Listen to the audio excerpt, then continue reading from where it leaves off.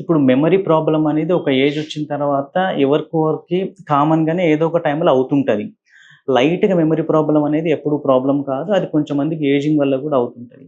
అంటే సిగ్నిఫికెంట్ అంటే ఎక్కువ తీవ్రంగా మెమరీ ప్రాబ్లమ్ అయితుందనుకోండి. అంటే day to day every day ఒక వస్తువు పెట్టేసి మర్చిపోవడం. తర్వాత ఇంటికి ఇప్పుడు ఎవరైనా వచ్చిండ్రు వాళ్ళని మర్చిపోవడం. తర్వాత మార్నింగ్ బ్రేక్‌ఫాస్ట్ ఏం చేశారో ఈ రీసెంట్‌వన్నీ మర్చిపోతున్నాననుకోండి. సిగ్నిఫికెంట్‌గా అంటే day to day every day అవుతుందనుకోండి. అప్పుడు మనకు బ్రెయిన్‌లో ఏదో ప్రాబ్లమ్ వల్ల అవుతుందని చెప్పేసి ఐడెంటిఫై చేయాలి. అది కాకుండా ఏజ్ వచ్చిన ప్రతి వారికి డిమెన్షియా అనేది అంటే మెమరీ ప్రాబ్లమ్ అనేది కామన్ కాదు. ఎందుకు 90 ఇయర్స్ వల్ల కూడా చాలా రకమైన మెమరీ ఉంటది. సో, అందరికీ కంపల్సరీ ఏజ్ వల్ల మెమరీ వస్తుందని కాదు. ఓన్లీ కొంతమందిలోనే లైట్‌గా మెమరీ ప్రాబ్లమ్ వస్తది. కానీ సిగ్నిఫికెంట్‌గా అంటే వాళ్ళు డే టు డే యాక్టివిటీస్ అన్నీ కూడా రొటీన్‌గా చేసి ఇవన్నీ మర్చిపోతున్నారు.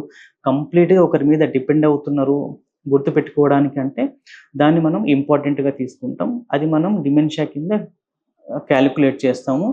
తర్వాత దాని సింప్టమ్స్ అనేది స్లోగా పెరుగుతుంటాయి కాబట్టి దాన్ని మనం అసెస్ చేసుకొని ఏ టైప్ ఆఫ్ డిమెన్షియా కింద అనేది ఐడెంటిఫై చేయొచ్చు. డిమెన్షియా 2 రకాలుంటది. ఒకటేమో ట్రీటబుల్ డిమెన్షియా. అంటే మనం డిమెన్షియాని ట్రీట్ చేయొచ్చు. సో, దానికి కొన్ని రకాల కారణాలుంటాయి. అది కొన్ని మెటబాలిక్ రీజన్స్ ఉండొచ్చు. తర్వాత వైటమిన్ డెఫిషియన్సీ ఉండొచ్చు. తర్వాత బ్రెయిన్‌లో స్మాల్ ట్యూమర్ ఉండొచ్చు. తర్వాత బ్రెయిన్‌లో బ్లీడ్ ఉండొచ్చు. ఇవన్నీ కూడా మనం ట్రీట్ చేయొచ్చు.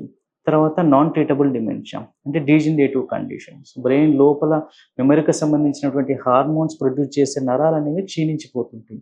సో, అవి మనం రికవరీ అనేది చాలా కష్టం. అది చాలా స్లోగా ప్రోగ్రెస్ అవుతుంటది.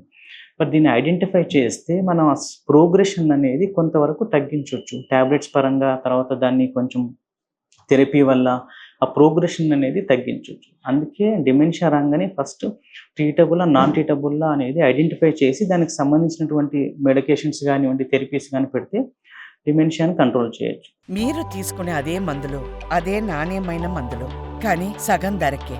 అవును, మెడ్ ప్లస్ బ్రాండ్స్ పై 50-80% తగ్గింపు.